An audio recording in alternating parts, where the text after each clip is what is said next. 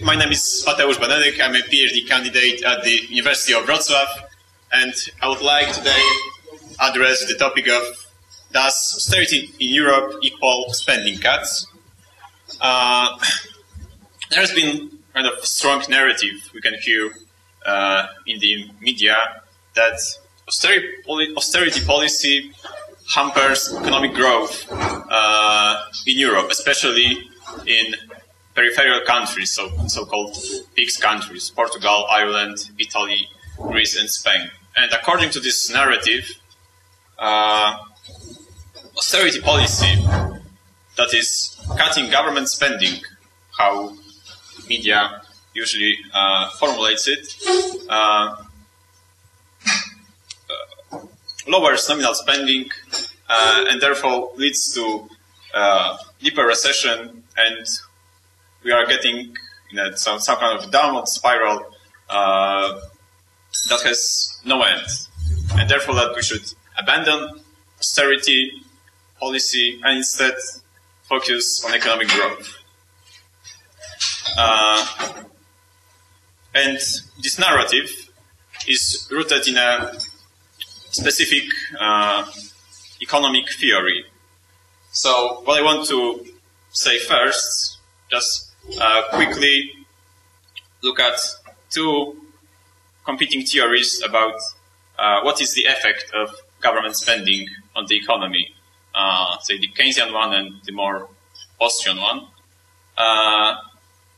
Then I will proceed to a more empirical stuff and see, try to look what government spending actually are in Europe since the crisis began. But to do it, we need to take a minute and answer a question: how to measure spending? Because there is no one quick answer to this question. So I will define three different measures of government spending and then see how government spending in Europe, especially in PIGS countries, look like according to these three measures. And in the end, I hope to give you some conclusions about what austerity policy actually was in PIGS countries, and if austerity policy actually meant cutting government spending, what effect does it have? Okay, so according to the Keynesian vision of the economy, if the economy is in crisis, we need someone to step up and money should be spent, because private investment is going down. That's very volatile, variable, and when it's going down, the income must fall, and therefore people spend less and the income falls even lower, and so forth. So therefore we need some agent, for example government, to step in and boost aggregate demand. And this government spending will result in the multiplying of income. The magic of multiplier is that when you spend $1, you can gain 2 or 3 or even more dollars of additional income, because you spend, producers have new revenues, so they start to invest, they hire more people and they spend, and so forth and so forth. But there's also alternative version of what government spending really is and how it affects economic system. According to this vision, government spending is actually a burden on economy. And it leads to misdirection of resources, not to economic growth. Government spending takes resources out of the realm of economic calculation and just arbitrarily redistributes the income to other sectors that politicians favor. In order to spend some money, government must tax, borrow, or inflate, and each of these activities hampers the growth of private sector. Taxes reduce the marginal revenue from productive activities, therefore discourage from additional production. Borrowing takes away savings from private sector, so there is less for entrepreneurs to borrow and invest in new projects. And inflation redistributes money from producers to people who take money first, and when it's in the form of credit expansion, it misallocates resources even more in a way that Austrian theory of business cycle explains. So, according to the Keynesian version, in a crisis, the right thing for the government is to spend more. According to the more Austrian, or how it was called today, liquidationist vision, government actually should spend less. So now, let's think about how can we measure this government spending. The first obvious reason is to just look at nominal figures. For example, we have a country, and government then on different levels, central, local, social security spends to 100 billion euro per year. So you may see how it changes year to year. If it grows, if it's smaller, that's pretty easy to acknowledge. But counting economic variables in only nominal terms may seem not entirely justified. Because, for example, the value of money is never the same. We have inflation, deflation. So we should take that into account. And we can also take into account that economy as a whole can be bigger or smaller. So we should take economic growth or economic decline into account as well. So to do that, a lot of mainstream economists likes to use a measure of public expenditures as a share of gross domestic product. And then we can see that, for example, public expenditure grows from 43% to 46%, or the other way around. So we'll also look at this measure. But the whole concept of GDP may be flawed a little bit, even if we abstract from the fact that it's impossible to measure wealth directly.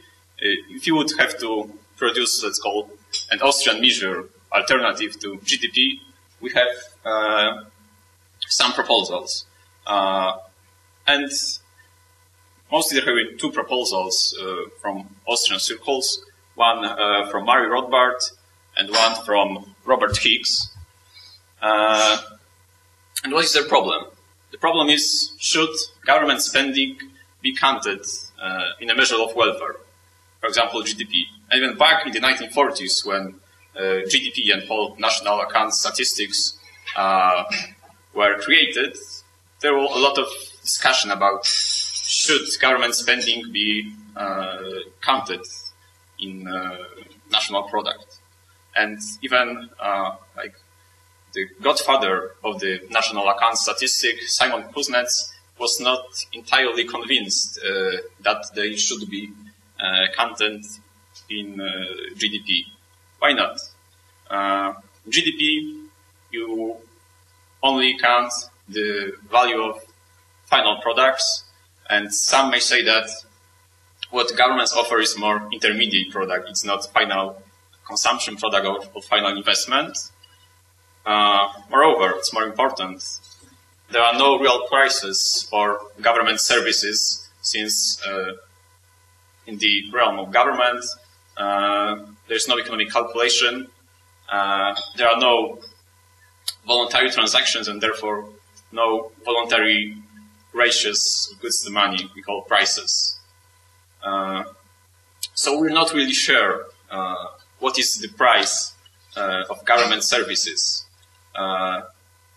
is kind of an artifact. For example, GDP was measured for Soviet Union, and according to these numbers, Soviet Union was expanding really fast and should overcome America, say, by year 2000. And even Paul Samuelson wrote this kind of stuff in his famous textbook. But it turned out it was just a statistical artifact, because since there were no real prices under socialist economy, GDP did not have a lot of sense. And on a smaller scale, it is also true for all of the government spending. And we have yet another objections. We have no prices for these services, but we don't really know if these services improve our welfare, if they are part of production, in the sense that production is to fulfill some of our needs. So, for example, Polish government spends money, let's say, occupying Afghanistan. So we're not really sure if occupying Afghanistan increase my welfare or welfare of any other Polish citizen. But still, we pay wages to the military, we buy armaments, so they are counted in GDP, even though some people will say that it's a waste of money, it's a waste of resources, or some would even say that's morally compelling and that's something that offends them, not increase their welfare. So what to do about it? There are, I would say, two roads. One is a radical one, proposed by Murray Rothbard. Rothbard wrote a famous book, America's Great Depression. And in this book, among many other things, he showed that fiscal policy during the Hoover era, 1929, 1932, was actually expansionary. And he showed it by composing his own measure of product in the economy. It was private product remaining. He made the assumption that government services actually is a negative thing for our welfare. So we should not only not count government services in GDP, but we should extract them from the GDP. And also what is remaining is the private product. But there is also, let's say, more agnostic version by economist and economic historian Robert Hicks. And Hicks measures so-called real gross domestic private product. And that's only GDP minus government consumption and government investments. So therefore, we have a GDP number, and you just do not count these parts. And for example, Hicks showed that during the last 15 years, American economy was expanding only at a 1.5%, if you take this measure into account, much below the historical average of 3% for the previous periods. So, for example, if you now say that we have a recovery in the United States, we may show using this measure that it's not so rosy as one would say looking at only GDP official statistics. So I will go with Hicks' way, of course, not only because it's easier to calculate. So I will, instead of I will have three measures. One, nominal spending. Two, spending as a share of GDP. And the third, spending as a share of RGDPP, real gross domestic private product, measured by, in a fashion from Robert Hicks. Okay, so what spending in European Union or eurozone, to be more specific really look like? This is in euros, millions of euros. So just looking at the chart, we say that government spending in Europe was not cut. If you look only at the whole European Union or the whole eurozone, we may say that after, let's say, 2009, the growth of government spending was a bit lower than before, but still there are on upward trends. So if there has been some austerity policy in the whole Europe, it certainly did not show in cutting spending. So it would probably only be raising taxes. But let's disaggregate this data and look at the PIGS countries. So we see that in the case of Greece, they actually did cut some spending from the peak at 2009. In nominal terms, spending now are lower, are around, let's say, 2007 levels for the last data available for 2012. In case of Ireland, the peak was later in 2010, and then the spending were cut to, say, 2007 levels. And in case of Portugal, something similar to Ireland, peak in 2010, and then some cutbacks in government spending to around 2008 levels. When you look at the other two countries from the PIGS group, we see that Italy and Spain actually did not cut spending. More accurately, would be say that government spending in nominal terms is frozen in these countries.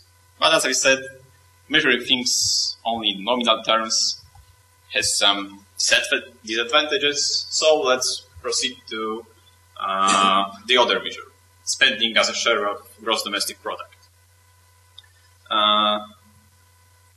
And in this chart, we also see at the beginning only European Union as a whole and eurozone as a whole. And so, of course, percents on the left scale. So we see that when the crisis began, 2008, 2009, the spending grew considerably from around 46, 47% to 51%. And since then, it was cut a little bit, but it's still around 49, 50%, so much below what we experienced before the crisis. So some spending was cut in Europe, but it's still much more a burden than before the crisis. And in this table, we see spending as a share of GDP for PIGS countries. If something is in red, it means that government spending is higher than the year before. If something is green in this table, it means that government spending is lower than the year before. Yellow color means no change at all. So let's look at each of these countries. In Portugal, we see that spending measured as share of GDP peaked in 2010 at 51.5%, and since then was cut to 47.5%, so 4% cut. Not so bad, I would say. Still more than pre-crisis, but some cuts were done in the last 2 years. Similar case in Ireland. In 2010, it was a spectacular 65.4%. And since then, it was cut to 47 in 2011 and 42% of GDP in 2012. So also, according to this measure, there were some actual cuts to government spending in Ireland. In the case of Italy, we don't see that there is trend as clear as in case of Portugal and Ireland. The spending now in 2012 is a little bit lower. It's 50.6% than in peaked at 2009, so 52%, but still the cut is not very significant, not nearly as high as in Portugal or Ireland. And you see that sometimes the spending is lower, sometimes it's higher. In case of Greece and Spain, we see that there are no cuts according to this measure. In Greece, in 2012, actually the government's spending was 54.8%. It's like the record, the highest in this period, and similar case in Spain, 2012, 47% of GDP, so also the highest since 2005. Of course, much higher than pre-crisis when it was around 40%. There's a lot of data, so just quick our observations so far. Greece, Ireland, and Portugal cut government spending in nominal terms. Spain and Italy froze spending at approximately 2009 levels. Portugal and Ireland cut public spending measured as a share of GDP. Italy, Greece, and Spain haven't so far managed to do so. And let's proceed to our third measure, spending as a share of gross domestic private product. And this measure shows us, say, similar story to the share of GDP, but the changes are, I would say, more dramatic. In case of Portugal and Ireland, we see that they did cut government spending as measured as a share of private sector. Portugal from 69 to 59%, Ireland from 84 to 52%. These are 2008, 2007 levels, respectively. In Italy, there were some cuts from the height from 2009, but still not so significant than in case of Portugal and Ireland. And it actually rose a little bit in 2012. Greece and Spain also did not cut spending significantly. 2012 is only 2% lower than 2009. In case of Greece, in case of Spain, the difference is only 1%. So we see that Portugal, according to all our measures, did cut spending. But from here in the media, Portugal is still in, say, economic distress. So maybe public spending actually hurts. Public spending cuts actually hurt the Portuguese economy. I think we should not jump into that conclusion. I think there are some remarks we can make here. For example, public spending are still high. In Portugal, for example, still almost 60% of private product. So it's, say, in the middle of Europe, according to this measure. So there's still a big burden on the private sector. And Portugal has some structural issues when it comes to economy, to, say, private property enforcement, labor market, state enterprises, and so forth. So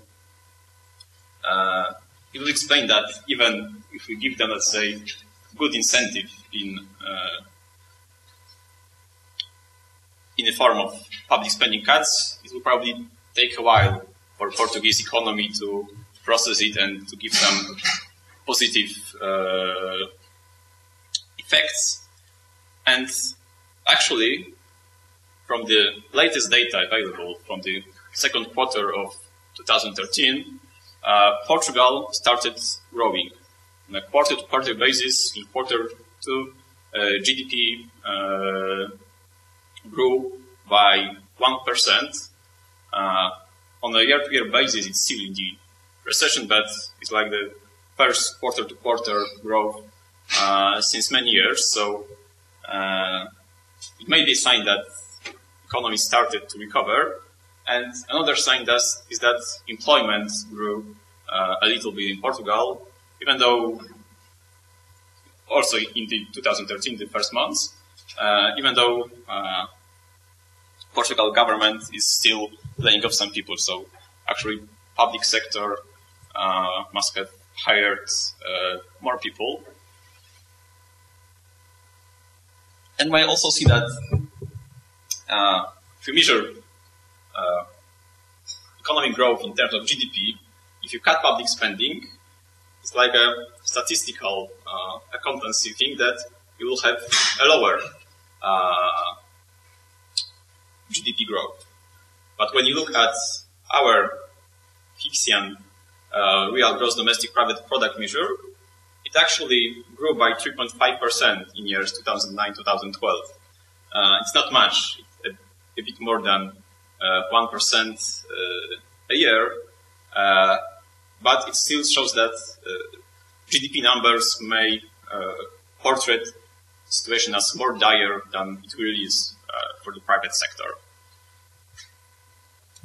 And Portugal or Ireland are not the only countries in Europe that actually did cut public spending. I listed here some countries that lowered significantly share of public spending in gross domestic private product. And we have 10 countries here: Bulgaria, Germany, Estonia, Latvia, Lithuania, Hungary, Poland, Romania, Slovakia, United Kingdom. And in the first column we have peak of public spending according to this measure, in which year and number. And in the last column, data for the latest data available 2012. And we see that, for example, Lithuania cut spending dramatically from 60.5% to 46%. And if you look at these 10 countries, and Ireland and Portugal, that we also said cut spending, out of these 20 countries, 10 recorded GDP growth in 2012. 10 enjoy quarter-to-quarter GDP growth in the latest data available, second quarter of 2013.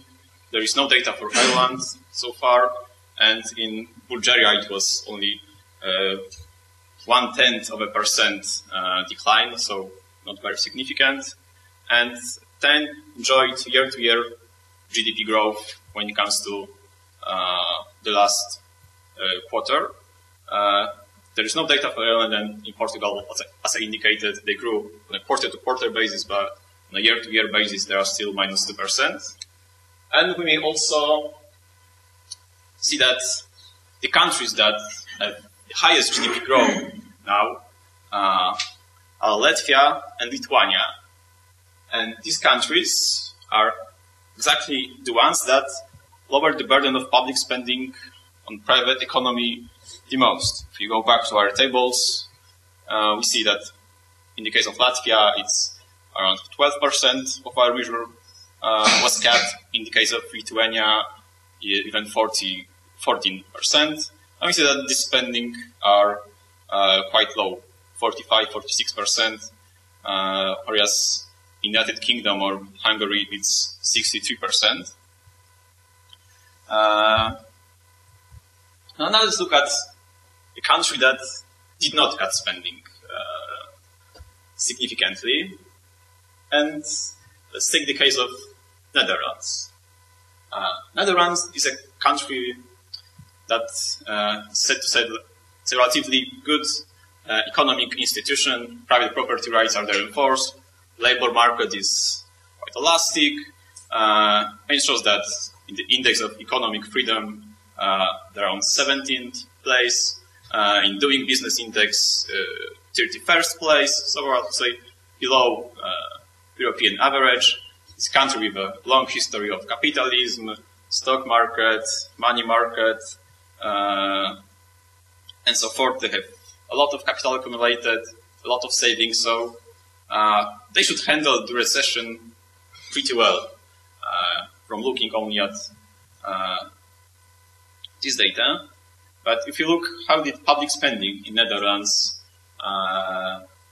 happen to be in the crisis years, we see that they continue to spend a lot more money in the public sector than they used to before the crisis. In 2008, public spending was 65% of gross domestic private product.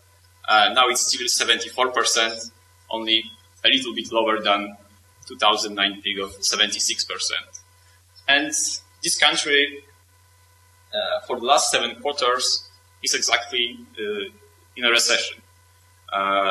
So you may see that big public spending, even in a country that should behave well in economic distress, when you look at its institution, actually may have put that country, this expansionary fiscal policy, into recession. So, let's go to our conclusions. First of all, austerity measures in many countries did not include significant spending cuts. We saw it in the case of Spain or Greece. Spending was not cut according to most of our measures. So what is sold, let's say, as austerity policy in the media is mostly tax increases. But there are countries that actually did cut spending, according to our favorite measure, public spending as a share of gross domestic private product. And these countries are the countries that are doing the best in the European Union. They're mostly out of recession. Some of them enjoy really high economic growth. And I think that when you look at this data, we may venture to say that the dichotomy of economic growth and spending cuts is a false one, and that, say, the Austrian framework that spending cuts is a burden on the private economy rather than a blessing, explains this data better than the competing Keynesian theory. Thank you.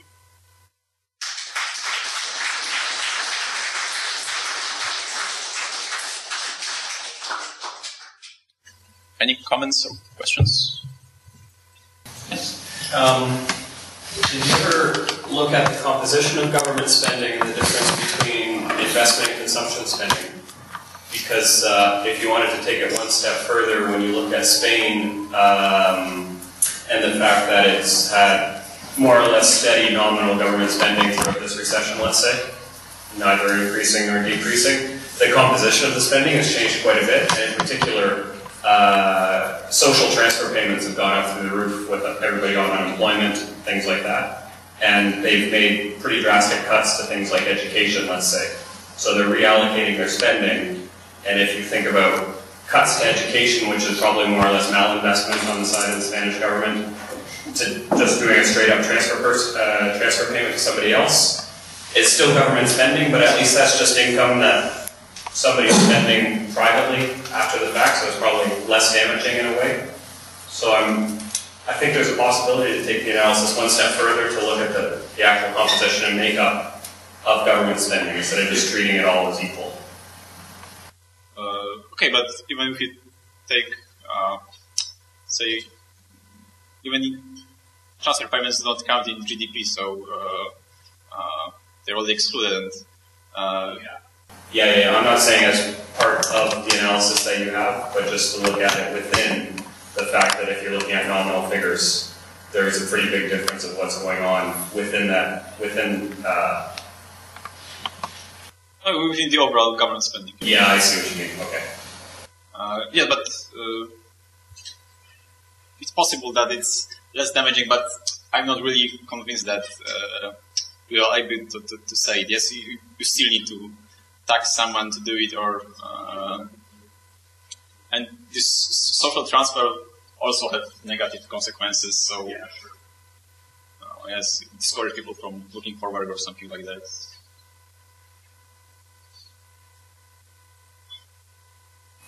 Yes, I mean, I have two comments. The first comment is regarding Portugal. You analyze Portugal economy, right? And well, maybe you should also take into account that Portugal is close to Spain, right? It's attached to Spain. So maybe, probably, they haven't grown enough because the Spanish economic crisis somehow is making trouble also in Portugal, right? It has some negative setbacks in Portugal. This is one thing.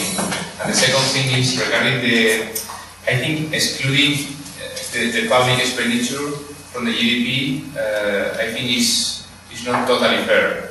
I mean, I agree that we cannot take into account public expenditure as a part of the GDP, at least 100% of the public expenditure, but I mean, for example, for me it's not the same going to Afghanistan than to build a road that connects Wroclaw with Warsaw, right? So there is something there. I don't know how can we solve it. I mean, I have been thinking about this issue many times. I think that the Rothbardian approach is too radical.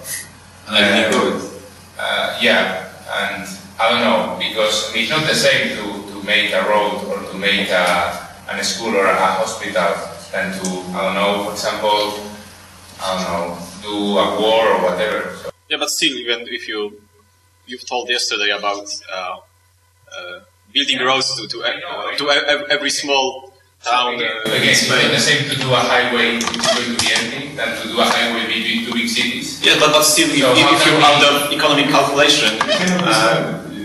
We have all sorts of investment that we know is malinvestment, and we include that in the calculation. You don't talk about excluding private investment.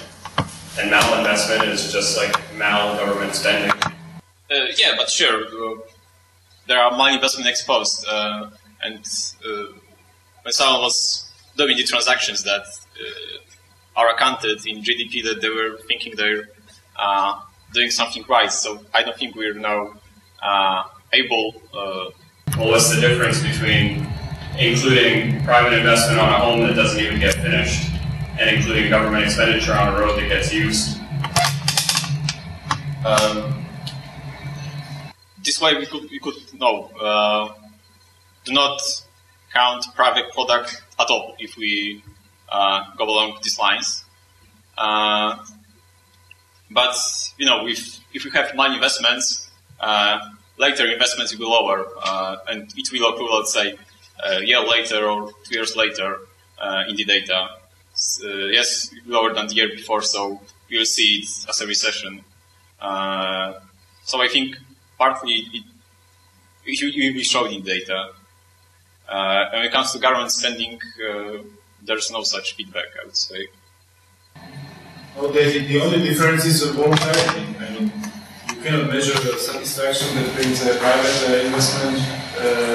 That's true, but the crucial difference is voluntarity of the decision, of the investment decision. I don't think that's true at all. There's all sorts of services that government provides that would be provided anyway. It's only a matter of how efficient and at what price they're going to provide them at. So legal services, policing services, for example, either it's going to be provided by government and included in G, or it's going to be privately provided and you're going to include it in I. What's the difference? But I cannot calculate the counterfactual, how much of it would arise on the free market. Yeah, but I'm saying you can't exclude G out of hand just because you don't like government spending. You don't know if you want it or not, just like you don't know if some private investment is going to pan out or not. So if you're going to start excluding all of G, but the private you better get ready to start excluding some I as well. But even still, if we do not exclude G, when you look at public spending as a share of GDP, the story is quite similar. It's yes, public expenditure GDP also declined in Latvia or Lithuania, and it's still high in Netherlands. The differences are bigger, let's say, in this Hicksian measure, but the story is basically, I think, the same when you look at traditional GDP. So why go out through all the work to exclude it? It's the same story. Because I still think that cutting government spending is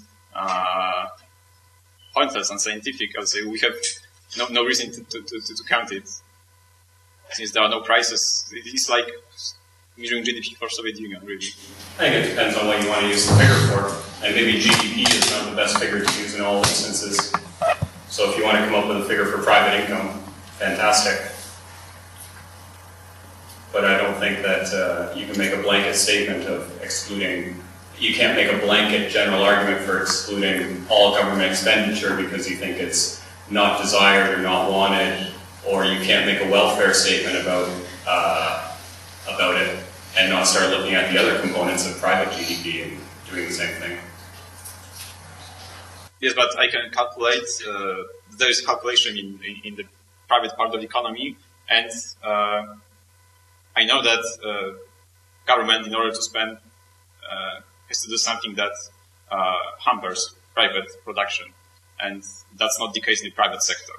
So I would say it is the case in the private sector. If you have malinvestment, where somebody allocates some capital to build a house that nobody wants, that's capital that can't get allocated to a use which is actually positive. So you do have the same argument. But himself expensive consumption goods.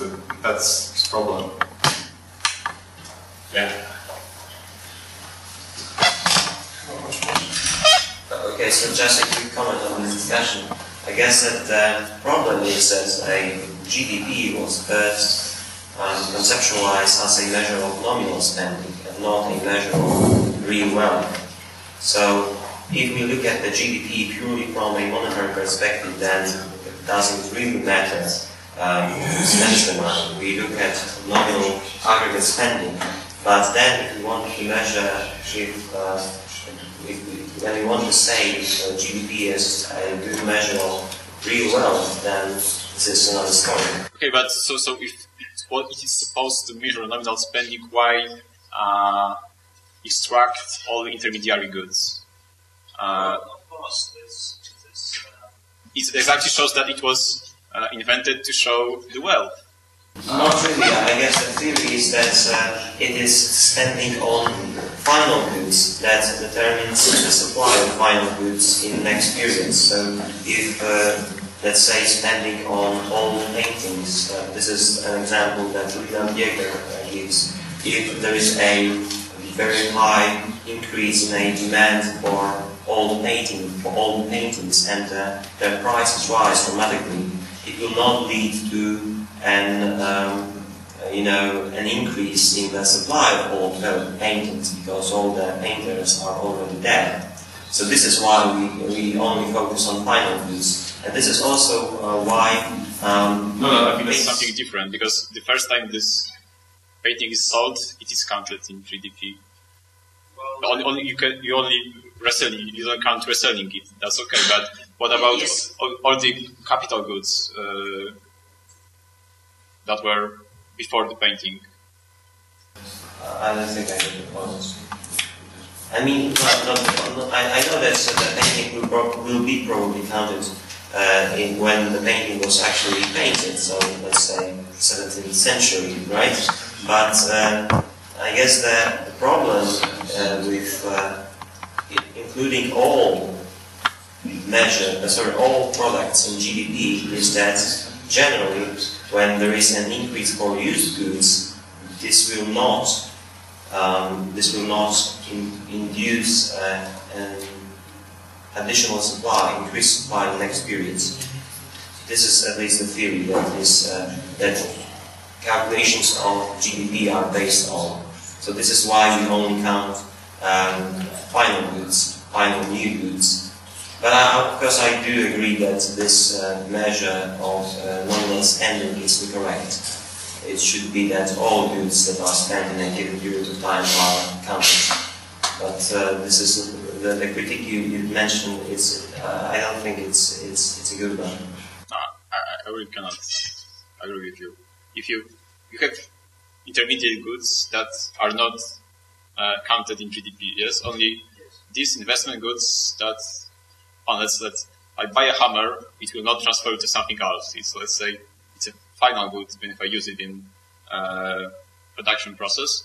But for example, if I buy a piece of steel and do it something with the hammer and sell it to another factory, it will not be counted. Yes, because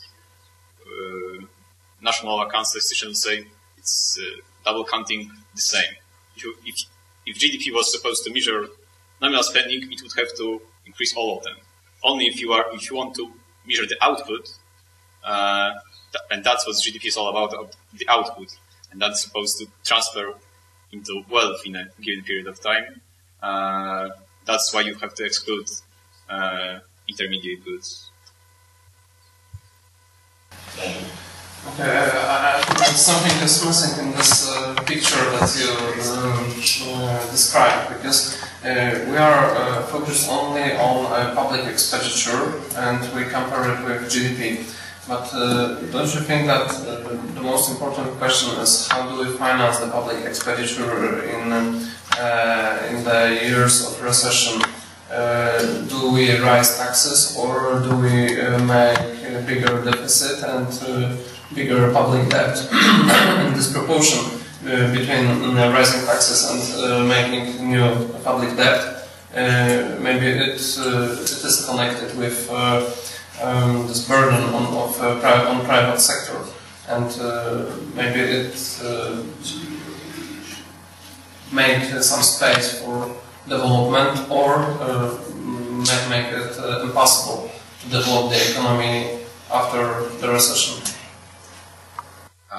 I think all the ways financing government spending has similar consequences, so therefore it's not really that much of a difference. It's hard to say which one is, let's say, least costly for the private sector.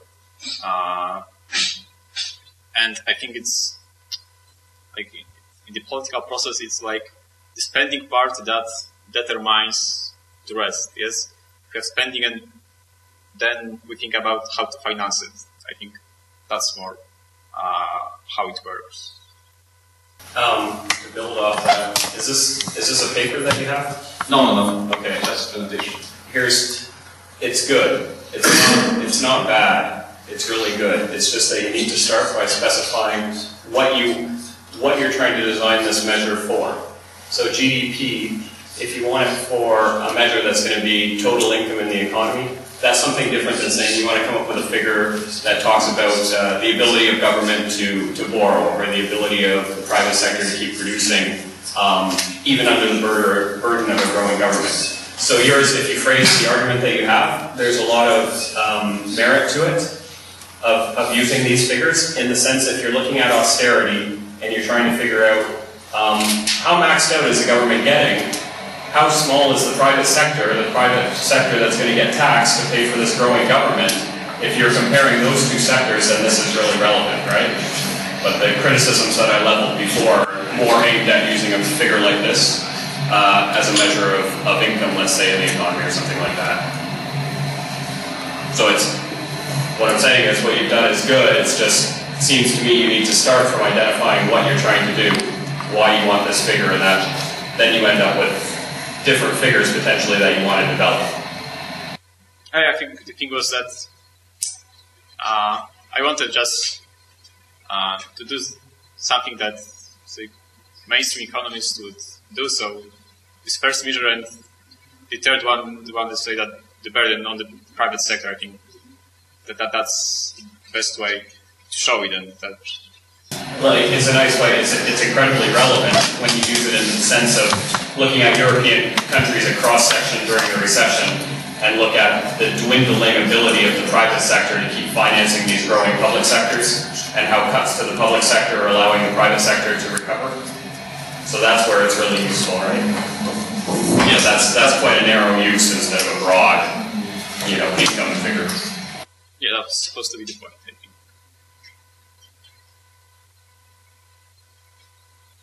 Okay, thank you for the questions and comments.